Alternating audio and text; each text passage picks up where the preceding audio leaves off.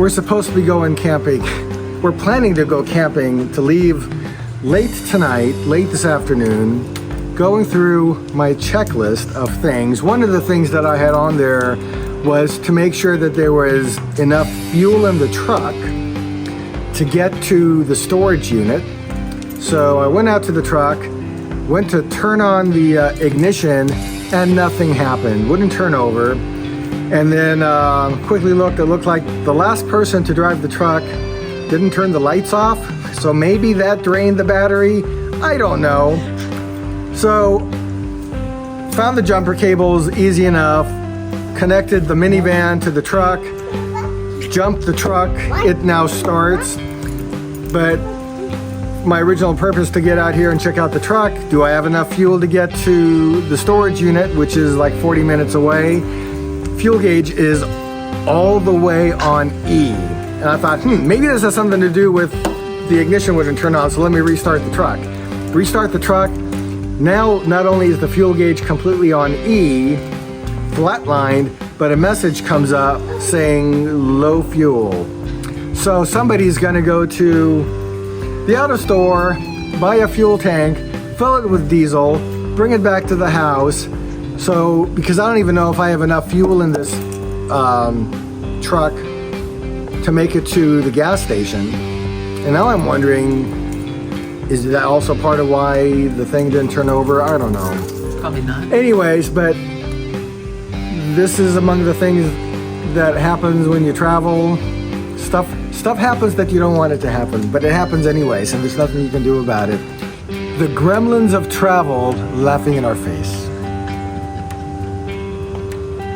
After getting a new battery for the truck and a 5-gallon diesel container, we were ready to hit the road. Our trip to Santee Lakes would be our last camping trip of the summer season. Look at that, like butter. Mealtime is always a great time at the campground. We got together with friends Saturday morning for breakfast. I gotta flip this baby. As the grill was fired up for eggs, potatoes, and tomatoes we brought up with us from our home garden. And of course, plenty of coffee. Cooking in the bathroom.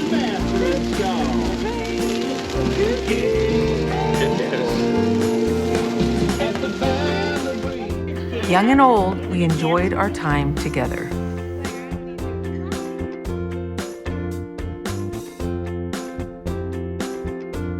All right, sometimes at the campground, one of the things we get to do is figure out which things in the rig need attention, some fixing. And Julie, you remembered something that kind of broke a while ago and I guess wasn't 100% put back together again. Very, very simple. So we had something that was between the particle board and the outside aluminum of the Airstream that had a water leak. So we had to pull off some of this particle board that was just screwed on, and we forgot to screw it back on. So I did save the screws, so we'll screw them back on. Easy peasy. I think the side I am on, I will begin putting the screws in, lining it up, which is always the tricky part. And I think we're good. And I'm going to actually go to the other side.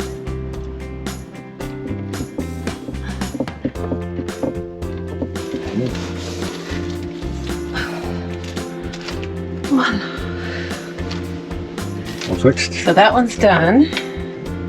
Everything looks good. All right, so we had an old carbon monoxide alarm in the back part of the RV that we needed to replace. In getting a replacement, we found that we couldn't use the old bracket that was up on the attached to the wall with screws. So we're gonna have to remove that bracket and put on a new one, but instead of putting 3 more holes in the wall, we decided to try to see if we can use like a heavy duty Velcro and see if it sticks. Yeah. And if it doesn't work, 3 holes are gonna go into the wall. We're gonna try this first. All right, there's that. Okay. Yeah. So here's the new one. To properly place it, they have screw holes 1, 2, and 3. But we want to avoid that. So we are going to try to do it with Velcro and see if it just stays up. Pull tab to activate, so we're going to take this off. Like that.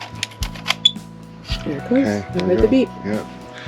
So we're going to take the hook part of the Velcro and I guess it doesn't matter, just go top to bottom. And then I'll put the eye part on top of it. And that way I can just expose the glue of it and put it up on the wall where we want it.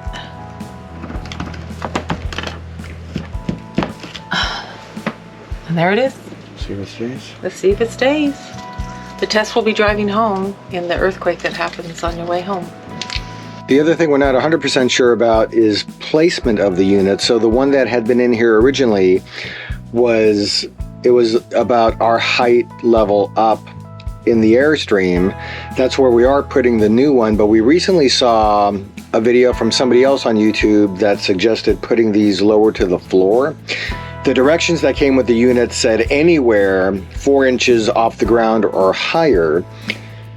If somebody out there who's watching this knows why it would be more beneficial to keep it lower, and if that is what you should do, drop us a line in the comments and we can always adjust the way this thing is set up. All right, so now we've got it up here. Let's give it a test.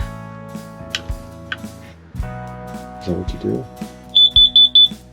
There it is. That always scares me. Sorry. Always. Okay. So there's the test. And it says red alarm, and I think that was the test. And then this carbon monoxide unit is rated for 60 months from the retail date, so we will put a note in our calendar. Important to make sure that these units are working, fire alarm and carbon monoxide. Absolutely. And we do travel with a small roll-up tool belt of sorts, has an assortment of screwdrivers, pliers, odds and ends, so when some basic things like this come up, we're able to handle them. There's probably a whole bunch of things that we could use that we don't have. Case in point. We're camping with our friends this weekend, and our friend Lisa happened to walk by this part of the Airstream and thought she smelled gas. Stopped by here, and then I think Julie, you maybe gave this area a smell test too. We opened up the propane holder and thought we actually heard some slight hissing. So this afternoon, we took a look at the connections to the regulator. I didn't happen to have the right wrenches, but our friend Joe did. So that was another piece of maintenance that we did. We untightened the regulator, retightened it. Sounds like whatever hissing we had heard has gone away. We don't smell anything anymore. But yeah, just want to make sure we didn't have a problem with that. And if we did lose any propane, we don't think it's much at all, because we were going to actually go get the tanks refilled and they feel quite heavy. So hopefully that's good. But again, another reason why it's helpful to have tools with you at the campground, because you need them often. In the afternoon, we enjoyed some live music at the campground as a band was scheduled for entertainment.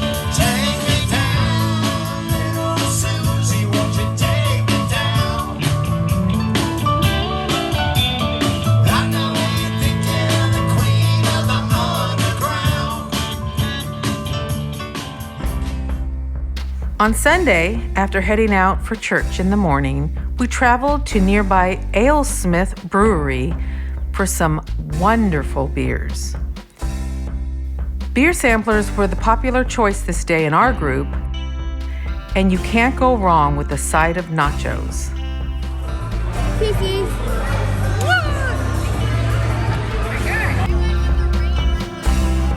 There's also the breezy there. Our summer camping season came to a close, relaxing around the campfire. So this was Labor Day camping, our last camping for the summer season this year. And it seems like usually when we have a camping trip, there's something planned that we intend to do. So we either have specific places we're going to go see, activities we're going to go cross off the list. This year was a little bit different because I don't know about you, but as far as I know, I think the list had absolutely nothing. And nothing on it, nothing. The objective was do nothing, Yeah. which is unusual for us. It's very unusual, Yes. but we've been here before, so. Yeah. But there's still places that we haven't seen here, and we will be back because it's close enough to us. But Yeah. this weekend was like a do nothing weekend. Yeah, we've come off a summer where we've done some great camping in Sequoia. We've spent a month in Europe. There will be videos coming in the future about that.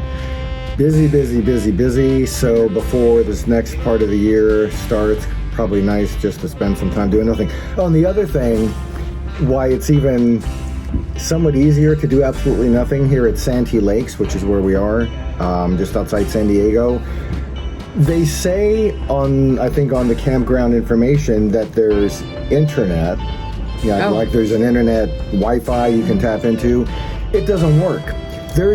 And we have Verizon. There is not only like SOS. barely any signal. No signal. It says SOS. So I think all you can use your phone is like an emergency call. Yeah. So we haven't been able to check anything. Yeah. So it's forced do nothing. Kind of like being up in Sequoia or the Sierras where you have no signal, but And there is an option where you can pay a $30 fee to boost your Wi-Fi here. And a gentleman said that it absolutely did not work. So I wouldn't even try that. yeah. So if you come to a place, if you come here specifically, I think, and want to get on the internet, this is probably where Starlink comes in handy. Yeah, right. Or WeBoost we hear about might be an option too. But anyways, Just pick a site that you don't have a lot of tree overhang. yeah. So I think we accomplished a weekend of doing absolutely nothing. But it was good. Yeah. We did have friends here, and that made it fun too. So there was lots of fun chatter and cooking and just being with friends. So that's a good thing too. Yeah, sometimes that's an important thing. Yeah. Thanks for watching us at the places where we go. And if you like these videos, please subscribe to us down below. And until next time, we'll catch you with more adventures on future videos. Bye for now. Bye for now.